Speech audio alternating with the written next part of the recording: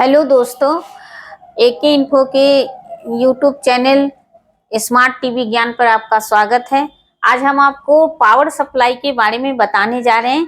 Power supply में अगर आप इस वीडियो को पूरा देखते हैं तो किसी भी पावर सप्लाई का रिपेयरिंग आप कर सकते हैं टीवी का।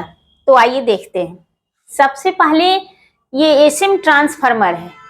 एसएम ट्रांसफार्मर का ये प्राइमरी कॉइल है। जिधर लाइन इन होता है उसे प्राइमरी कहते हैं, जिधर आउट होता है उसे सेकेंडरी कॉइल कहते हैं। तो एसएम ट्रांसफार्मर के प्राइमरी में 4 पिन 1 2 3 4 4 पिन। सेकेंडरी में 3 पिन। ये 6 पिन का LD7530 गेट ड्राइवर आईसी है। इसे PWM IC के नाम से भी जाना जाता है। PWM IC power bid module. ये इन चैनल मॉसफेट है। ये ऑप्टो कपलर है। ये TL431। सर्किट कैसे काम करता है देखते हैं।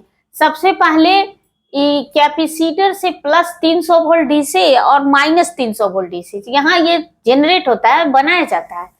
इसका जो प्लस सप्लाई है वो एसएम ट्रांसफार्मर के पिन नंबर 1 पे आता है, plus 300 volt DC. SM transformer का पिन नंबर 2 और 1 का आपस में संबंध है, इसलिए यहाँ से सप्लाई जो है आउट करके 300 वोल्ट डीसी मॉसफेट के ड्रेन को जाता है।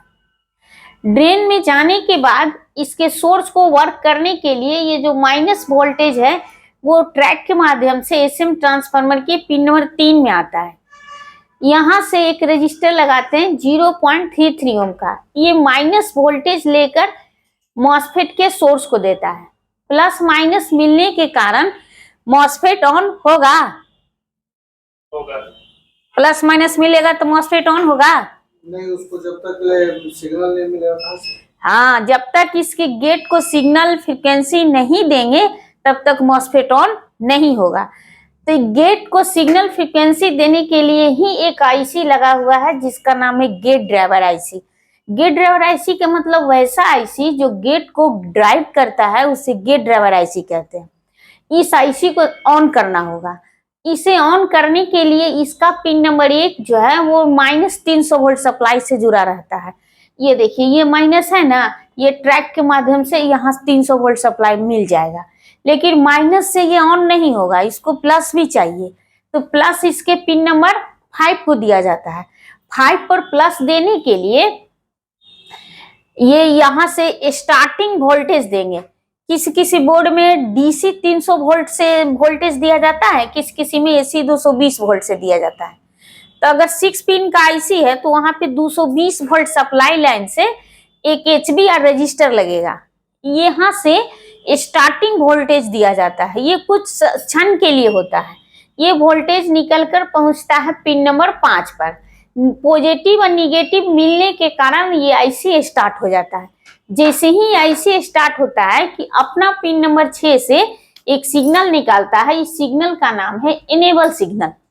ये सिग्नल HBR रजिस्टर के माध्यम से ये पहुंच जाता है मॉसफेट के गेट पर।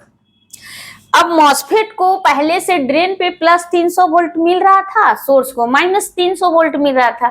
जैसे ही गेट को पल्स मिला ये मॉसफेट स्विचिंग कर गया। जब मॉसफेट स्विचिंग करता है तो ड्रेन और सोर्स आपस में कटने जुटने लगता है बहुत स्पीड से, जिसके कारण ये जो डीसी यहाँ पर 300 वोल्ट बन रहा था वो एसी में कन्वर्ट हो जाता है। जैसे ही एसी में कन्वर्ट होता है कि यहाँ मैग्नेटिक फील्ड बनने लगता है, चुंबकीय क्षेत्र, और मैग्नेटिक फील्ड बनने के कारण वोल्टेज प्राइमरी से सेकेंडरी में जंप कर जाता है। जब वोल्टेज प्राइमरी से सेकेंडरी में जंप करता है तो पिन नंबर 3 और 4 के बीच में एक्सियली वाइंडिंग रहता है। एक्सियलिक वाइंडिंग के वजह से पिन नंबर 4 से एक वोल्टेज निकलता है जिसका नाम है VCC, voltage collect to collect.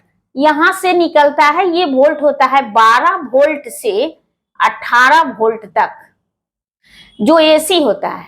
एक रजिस्टर, डायोड और कैपेसिटर से ये लमसम 12 से 18 volt DC supply pin number 5 को जाता है। जैसे ही 5 को जाता है ये जो वोल्टेज जा रहा था इधर से, ये सिर्फ स्टार्ट होने के लिए जा रहा था, लेकिन ये VCC वोल्टेज जब गया तो ये रेगुलर रूप से ऑन रह सके, इसके लिए इस पे VCC वोल्टेज पहुंचता है। इसको सपोर्टिंग वोल्टेज भी बोल सकते हैं। अब ये वोल्टेज प्राइमरी से सेकेंडरी में जंप किया। जब प्राइमरी से सेकेंडरी में जंप किया तो SM ट्रांसफार्मर से 12 वोल्ट AC आउट किया, यहां से सेकेंडरी ग्राउंड, और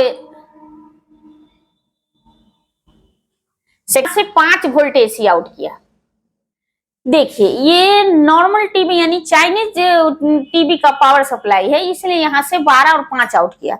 अगर कोई ब्रांड टीवी का रहता है जैसे सोनी, LG, माइक्रोमैक्स, तो सोनी अगर रहता तो यहाँ से 19 वोल्ट आउट करता, LG रहता तो यहाँ से 13 वोल्ट आउट करता।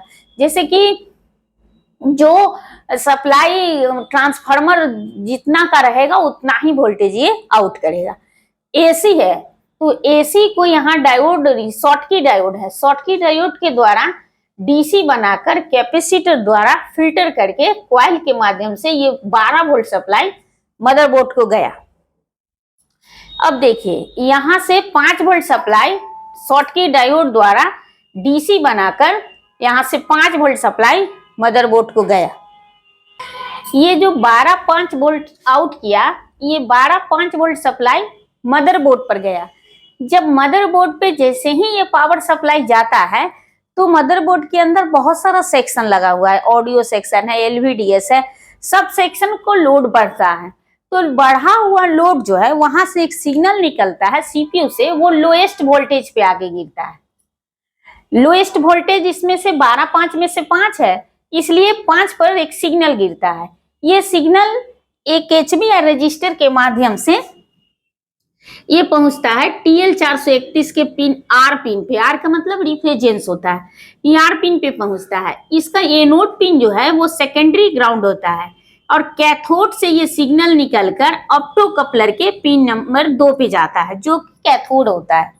इस ऑप्टो कपलर को वर्क करने के लिए इसके पिन नंबर 1 पर 5 वोल्ट सप्लाई से लमसम 470 ओम से लेकर 1 किलो ओम का रजिस्टर के द्वारा इस पे प्लस सप्लाई दिया जाता है। प्लस और सिग्नल मिलने के कारण इसके अंदर फोटो डायोड है, वो फोटो डायोड ऑन हो जाता है। जब ये फोटो डायोड ऑन होता है तो यहाँ से सिग्नल निकलकर इसके अंदर जो ट्रांजिस्टर बंद होता है उसके बेस पे आता है। इस ट्रांजिस्टर के इमीटर को -300 वोल्ट यानी कि प्राइमरी ग्राउंड दिया जाता है। तो ये ट्रांजिस्टर इस सिग्नल को ग्रहण करके एक नया सिग्नल का निर्माण करता है, जनरेट करता है, जिसका नाम है फीडबैक सिग्नल। ये ऑप्टो कपलर का काम ही है फीडबैक सिग्नल जनरेट करना। ये फीडबैक सिग्नल निकालता है और यहां से ये सिग्नल IC के पिन नंबर 2 में इन किया।